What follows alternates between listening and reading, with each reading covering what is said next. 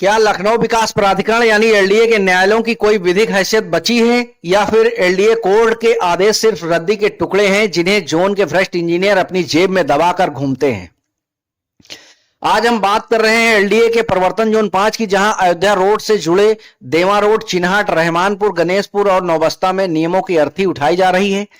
LDA court ने जिन अवैध इमारतों को सील करने का फरमान सुनाया था, वहां के अवर अभियंता दिनेश वर्मा ने उस आदेश को ही फाइल कर दिया है। देखिए यह विस्फोटक खोजी रिपोर्ट। यह है नवाबों का शहर लखनऊ और यह है एलडीए का प्रवर्तन जोन 5, जहां कानून अंधा नहीं बल्कि भ्रष्ट अफसरशाही के आगे पूरी तरह लाचार हो चुका है।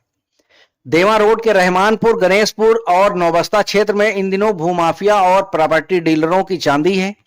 बिना किसी लेआउट के, बिना किसी स्वीकृत मानचित्र के हजारों बीघा कृषि भूमि पर अवैध प्लाटिंग, रो हाउसेज और अवैध कॉलोनियों का जंगल खड़ा किया जा रहा है। सूर्या विहार, संगम सिटी और ओम सिटी जैसे अवैध टाउनशिप धड़ल्ले से काटी जा रही हैं। इन्हें रोकने की जिम्मेदारी जिस अवर अभियंता यानी जय दिनेश वर्मा पर थी, उन्होंने कथित तौर पर बिल्डरों से हाथ मिला लिया। लेकिन इस सिंडिकेट का सबसे बड़ा और अकाट्य विधिक सबूत अब हमारे कैमरे के सामने है। ध्यान से सुनिए। अट्रैक्टिव निर्माण प्राइम लिमिटेड यानी वार्ड संख्या 1/2024 और दयाल रेजेंसी में बना रानी लक्ष्मीबाई गर्ल्स हॉस्टल यानी वार्ड संख्या 562/2024, इन दोनों ही बड़े निर्माणों के खिलाफ एलडीए की विहित अदालत ने धारा 28A के तहत सीलिंग का अंतिम आदेश पारित किया था। कानूनन आदेश आते ही पुलिस बल के साथ मौके पर जाकर इन इमारतों को सील करना जय दिनेश वर्मा का विधिक कर्तव्य था।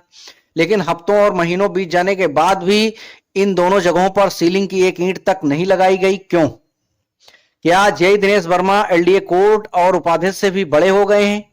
जब कोर्ट ने सीलिंग का आदेश दे दिया तो किस हैसियत से फाइलों को दबाकर अवैध निर्माणकर्ताओं को पिछले दरवाजे से ढाल दी गई?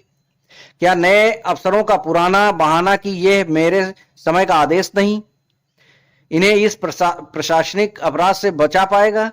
कानूनन कुर्सी पर बैठा अधिकारी बदल सकता है, लेकिन कोर्ट के लंबित आदेश को लागू करने की जिम्मेदारी कभी खत्म नहीं होती। इस महाघोटाले से एलडीए को करोड़ों रुपए के विकास शुल्क और राजस्व की सीधी चपत लगी है। खुलेआम कोर्ट के आदेश की धज्जियां उड़ाने वाले जय दिनेश वर्मा पर एलडीए वीसी और कमिश्नर चुप क्यों हैं?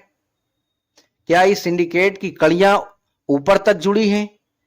प्राइम टाइम न्यूज के लिए राहुल वर्मा की रिपोर्ट।